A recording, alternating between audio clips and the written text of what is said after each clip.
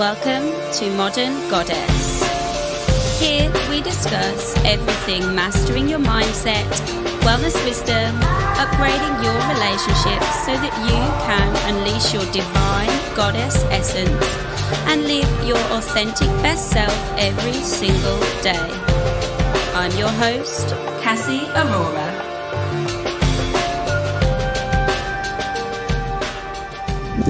So hello everyone and welcome back. Thanks so much for tuning in. Okay, and you'll notice there was a lot of podcasts last week compared to normal. I was just in a place where, there's a lot of shifts going on energetically now, as a lot of people are feeling both energetically, and if they're not feeling it energetically and emotionally, it's coming up as a physical manifestation in the body as just little incongruences or dis-eases, and it's happening for everyone really on some level. It just depends on how aware you are of those subtleties, and most of us are aware, and guys listening to this podcast, like I know you are particularly aware, and will be feeling the crazy energetic shifts. I feel like everything is happening for the collective, like on a complete, alchemical level. And I don't mean it in like what's the word? I don't mean it in like a hippie kind of woo-wah way. I mean that Pluto comes along wherever it's hitting for us, and I spoke about this many times, I don't talk about it again, but it comes with Saturn, and it's literally restructuring our collective unconscious, our fragments, the way that our inner unconscious beliefs and such are literally manifesting outwardly in a reality which really looks quite crazy at the moment. And I think everyone is feeling this on so many deep levels, and some people seeing their lives falling apart now if they didn't have it in the last year, especially there's a certain generation who are feeling it, and then others it's not, it's fine. And I think it really depends on your personal astrology, the placements, the planets. But I know that if you are part of the kind of people that are hearing and thinking, yeah, Jesus Christ, I'm feeling something happening, it's really nice to book in a reading. Because it gives you a lot more insight. Pluto, where it is in our chart and how it's aspected in the cycles of Pluto, for me as an astrologer, one of the most poignant things I look at, because understanding your Pluto, I really believe, and this is how it works for me as an astrologer, definitely shows me my greatest power. And when I look at people's charts, I can see from their Pluto where their greatest power and potential is, but also can be your demise. Pluto is a really interesting planet, and wherever it is, it asks us to let go of control. And the more we try and hold on to structure and have expectation, Pluto will simply rip it away every time. And it literally, to me, is a bit like the South Node, but in a more obvious way and a more destructive way that psychologically affects you more deeply, whereas South Node sort of pulls things and slips them away and says, oh, that's an illusion, goodbye, and you have no choice, and it sort of slips from your hand. Pluto is like that Kali goddess, destructive Shiva, bang, it's destroyed energy, and it can feel almost like an internal earthquake or fire, or it's just a really intense energy. And that conjunction between Saturn and Pluto, it's still happening this week, it's still strong. It's moved to 23 degrees of Capricorn, so those with planets at 22, 23, 24, 25, 26, 20, 21 degrees of Capricorn, and those with planets at those degrees in either Cancer, Libra, Aries will really be feeling this energy.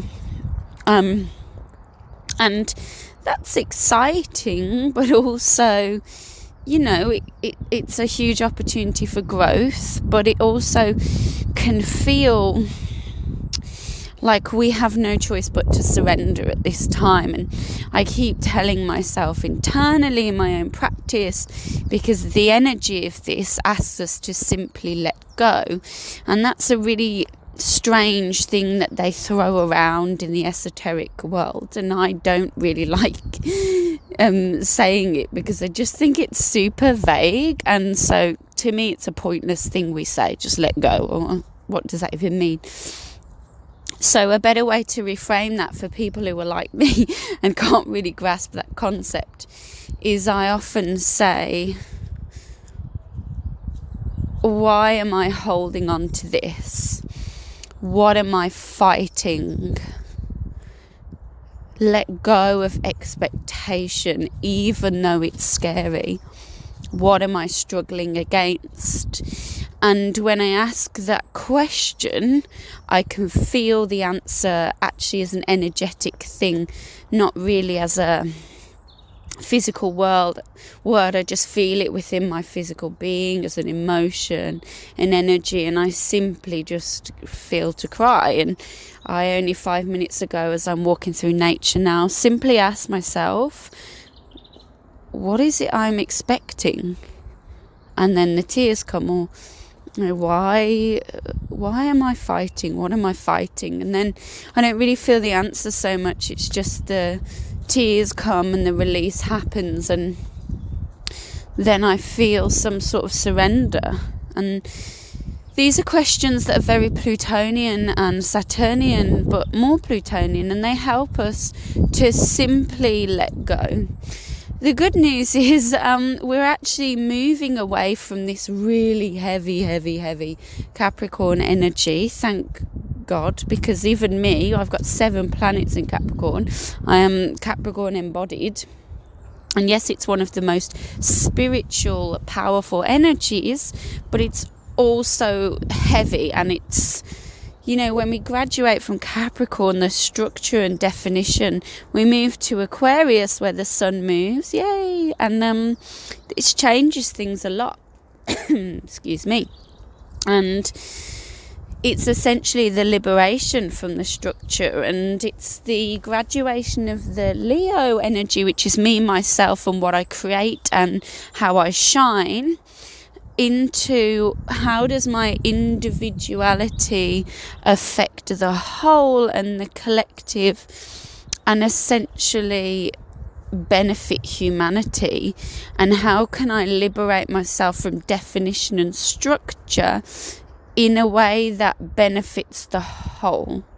And I know that sounds a bit abstract, really, and I suppose it is, but really we're all fragments of source embodied in human form. And when we come into our own authenticity, which is a constant challenge and a constant process, which requires lots of humility and reverence, really, and also integrity to know where we aren't supposed to be and say, bloody hell, you know what, I'm not supposed to be here, and move into where we are, which is also difficult. And to admit sometimes when we have no idea about something, and that's the humility. But also then we start to move into that unique vibration that we're supposed to be really, in, and then we can benefit the collective in a way that serves us and humanity. And to me that feels very Aquarian,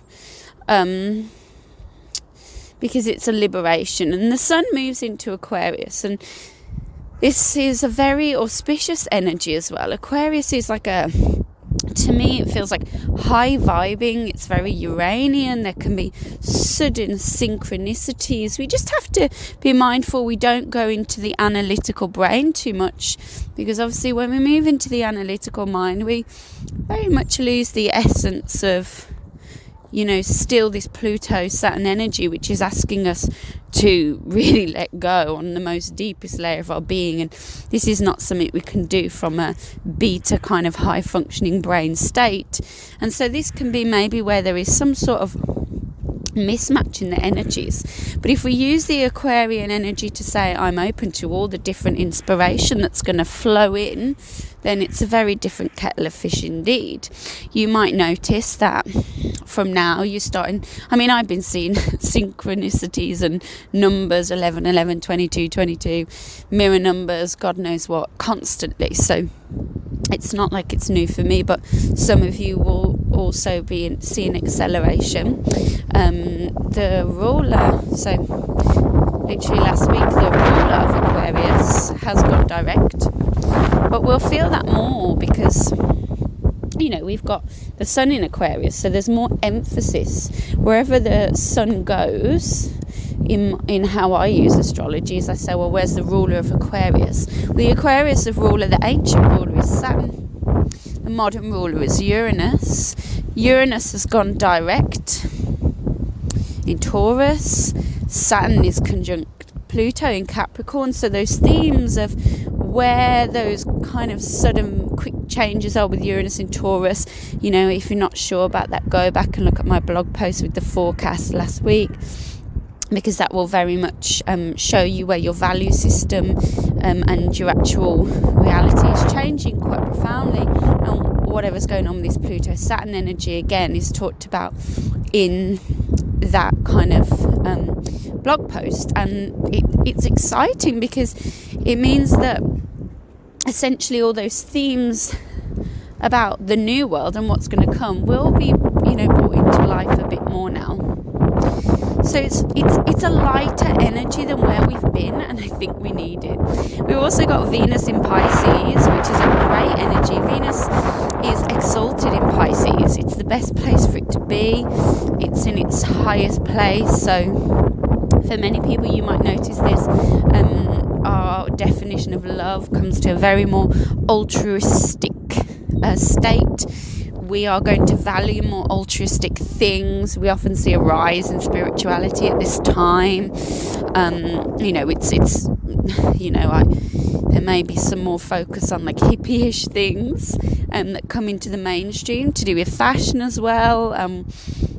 Those sort of things tend to happen.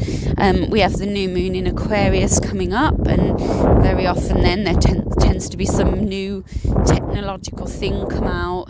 I often find there's like a surge in people buying new tech and technology. Aquarius is innovation and technology and connecting through the internet and things like that. So really this energy is very different to the density of Capricorn. It's very much about synchronicities, altruism, humanity, the collective.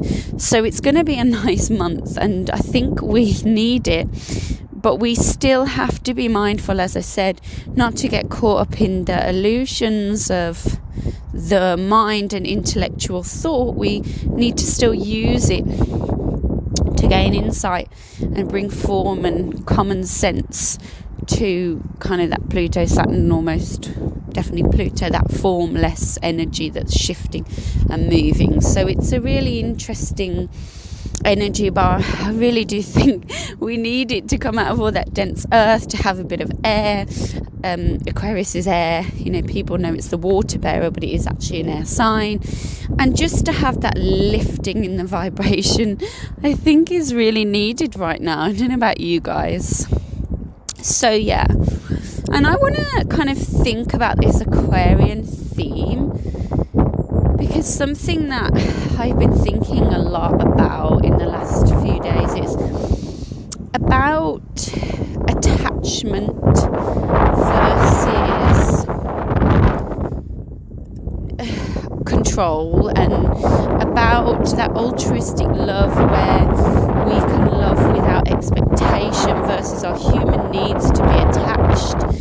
And it's like, something I've observed is, where's the line between being like an actual human being with attachment needs, and we designed to work in a community, and then going into this spiritual like thing where it's like, oh, we shouldn't be attached to anything, and we shouldn't expect or have expectations.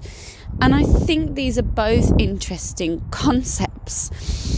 I often feel vibrationally, because I feel everything, and when I say vibration, I mean in my body, when I'm attached to something and it comes with a sense of panic and fear within my body.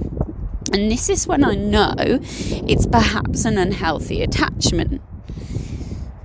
And then I think about things that have manifested, that I literally let go of, I don't think about, and they have come to pass.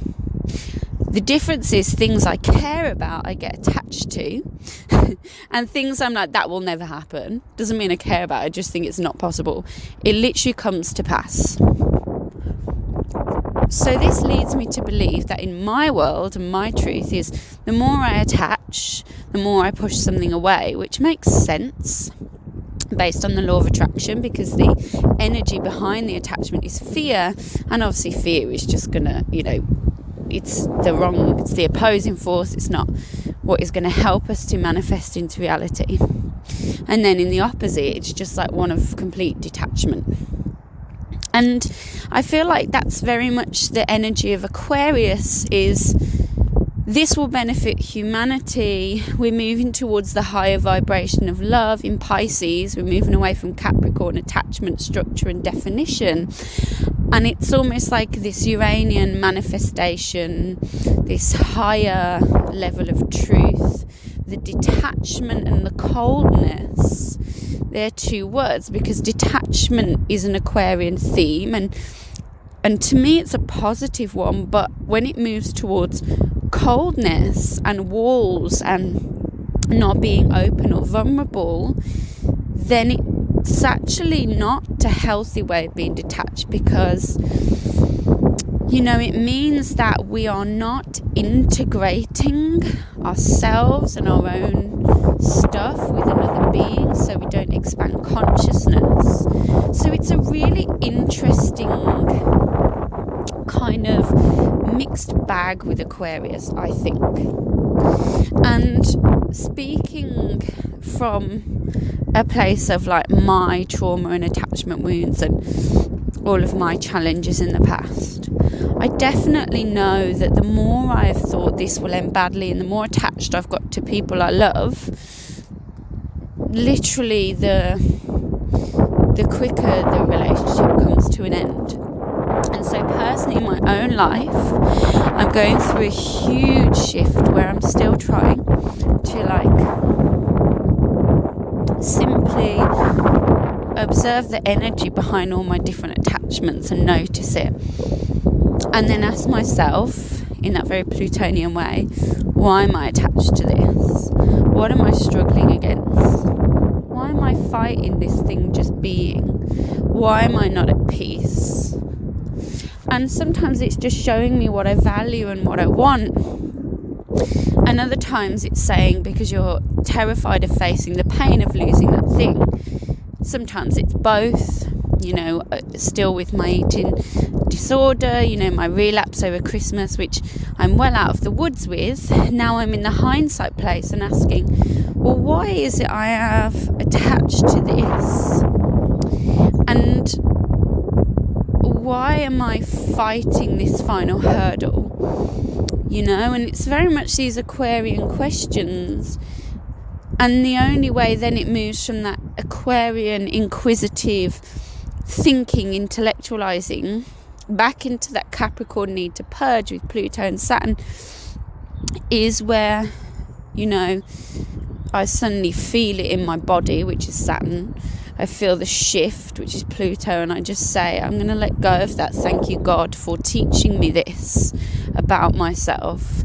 And for me, it's an ongoing challenge. And each day I've actually had to really slow down in everything I'm doing, because quite frankly, anyone who's some kind of energetic light worker at the moment, which is many of us, and we don't even know, it's huge shift, and we're feeling it on a huge whole body level and in our being, and many people are feeling this dense energy, and it just simply requires us to slow down, and that's the best thing we can do, is slow down. And And whilst inquiry and intellectualization and analysis are powerful tools, ultimately, at some point, simply surrendering and allowing and letting go of struggling and fighting, we'll be set free. But that's scary and challenging for many of us to realize, but I genuinely believe that it's possible, because my whole life has been one of realizing, letting go, realizing, letting go, realizing, letting go. And honestly, it's a very, very interesting challenge, which requires me to have great humility and to really slow down. But it ultimately makes me more peaceful. One thing I've noticed is the more integrated I become and the more I heal, the less extreme anything is. And so I think I appear quite boring. Like, I don't mean that in a horrible way. It's just, I'm just peaceful. And that's difficult because it's like I'm not detached. I'm not, I can get detached. But like, sometimes I'm like, geez, why would anyone hang out with me? Because I'm literally just inquisitive. I'm only interested in connection, discovering about people. Like, it's very interesting. But I think that's the thing. The less we wear personality and emotions and identities, like, I'm this, I'm that. I'm literally like, I am special, but I'm not special. And I know I like this, but ultimately I'm just peaceful. And I suppose that's a healthy place to be. But as Aquarius season comes along, don't be surprised if we suddenly start to, take on those identities, those expressions, which is the sun, of individuality, which is Aquarius. But the higher vibration is, how can we use it to benefit the whole? I'm a wacky astrologer. It may not suit many people. I just think like that. It's the one thing that makes real sense to me. I advocate for anti-diet. These are various things, identities, but I'm trying very hard not to wear them like identities. But when you feel so strongly about your soul mission, we can blur those lines. So it's very interesting. And if you're interested in booking in a reading, you absolutely, have a go.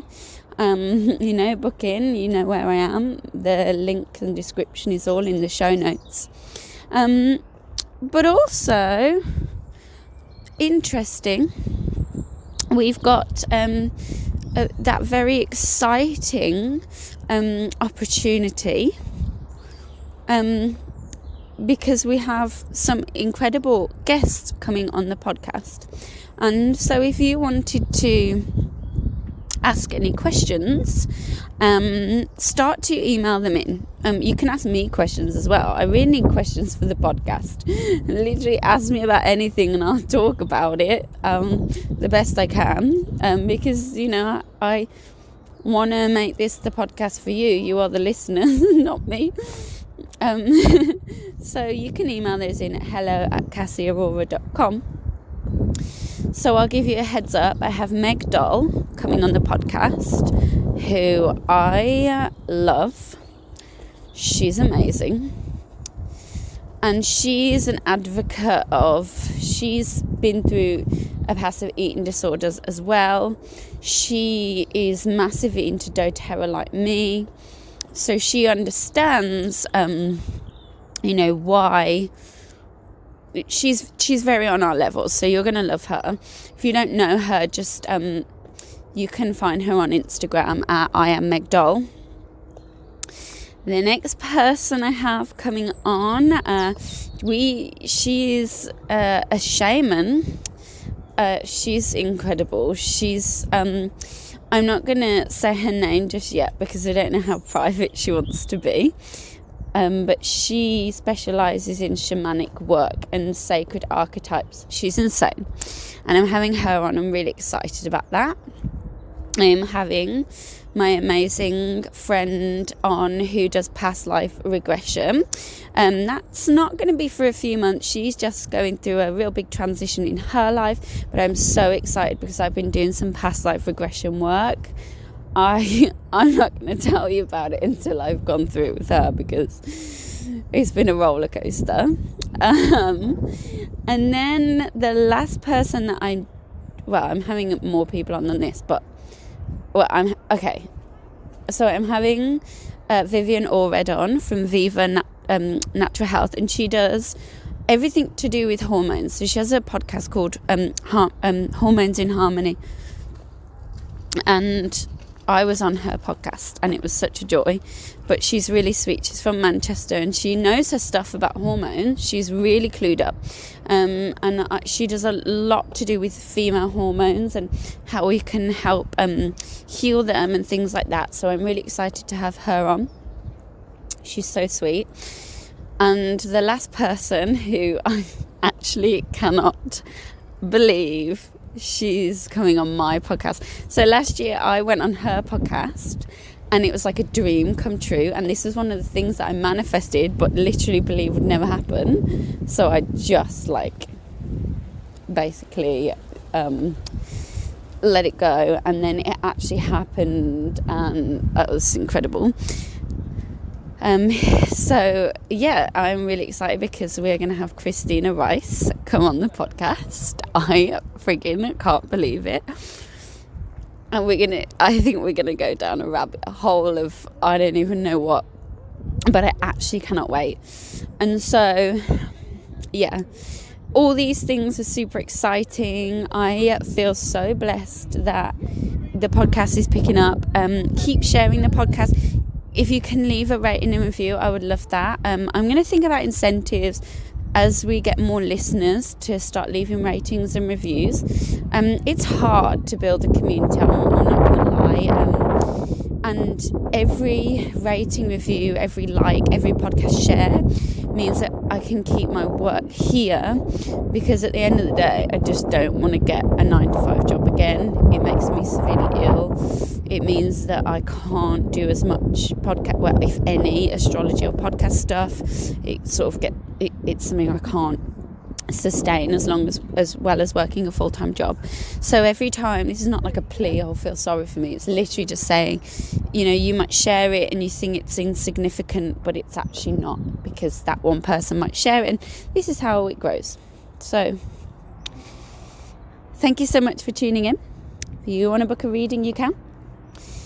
Otherwise, have an amazing Aquarius season. It's happening. We're coming out of the woods. Keep going and just let me know your experiences. Thank you so much and take care.